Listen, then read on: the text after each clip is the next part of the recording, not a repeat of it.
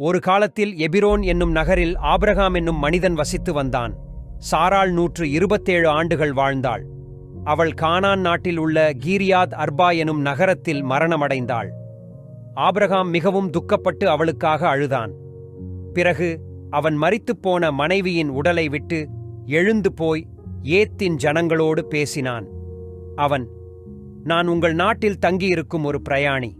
எனவே என் மனைவியை அடக்கம் செய்ய எனக்கு இடமில்லை. கொஞ்சம் இடம் தாருங்கள், என் மனைவியை அடக்கம் செய்ய வேண்டும் என்று கேட்டான். ஏத்தின் ஜனங்களோ ஆபிரகாமிடம், ஐயா, எங்களிடமுள்ள மகாதேவனின் தலைவர்களுள் நீங்களும் ஒருவர். உமது மனைவியின் பிணத்தை அடக்கம் செய்ய எங்களிடமுள்ள எந்த நல்ல இடத்தையும் நீர் எடுத்துக்கொள்ளலாம்.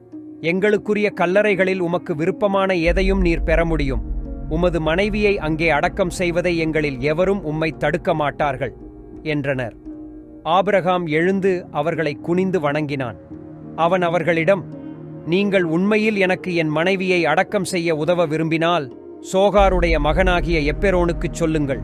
நான் மக்பேலா எனப்படும் குகையை விலைக்கு வாங்க விரும்புகிறேன். அது எப்பெரோனுக்கு உரியது. அது இந்த வயலின் இறுதியில் உள்ளது. நான் அவனுக்கு முழு விலையையும் கொடுத்து விடுவேன். நீங்கள் அனைவரும் இதற்குச் சாட்சியாக இருக்க வேண்டும் என்றான். எப்பெரோன் ஏத்தின் ஜனங்களிடையில் உட்கார்ந்திருந்தான். அவன் ஆபிரகாமிடம், இல்லை ஐயா, நான் அந்த நிலத்தையும் குகையையும் உமக்குத் தருவேன். நீர் உமது மனைவியை அதில் அடக்கம் செய்யலாம் என்றான். பிறகு ஆபிரகாம் ஏத்தின் ஜனங்களிடம் குனிந்து வணங்கினான். ஆபிரகாம் அனைவருக்கும் முன்பாக எப்பெரோனிடம், ஆனால் நான் அதற்குரிய விலையை கொடுப்பேன்.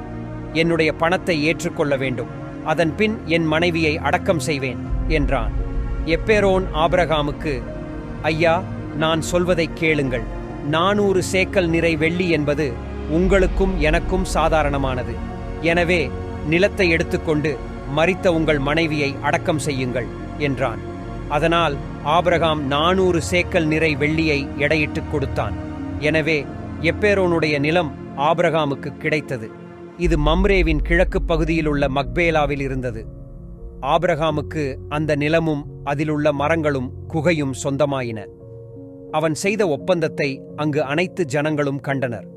இதற்குப் பிறகே ஆபிரகாம் தன் மனைவியான சாராளை மம்ரே அருகிலுள்ள கல்லறையில் அடக்கம் செய்தான்.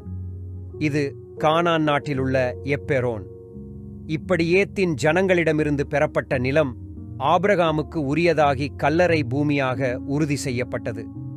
இக்கதையின் மூலம் தேவனின் விருப்பப்படி இஸ்ரவேலர்களுக்குச் சொந்தமாவதற்கு முன்பு வாக்கு பண்ணப்பட்ட தேசத்தில் சாராள் அடக்கம் செய்யப்பட்டாள் என்றும் அவர் சொன்னதை நிறைவேற்றுபவர் என்றும் காட்டுகிறது.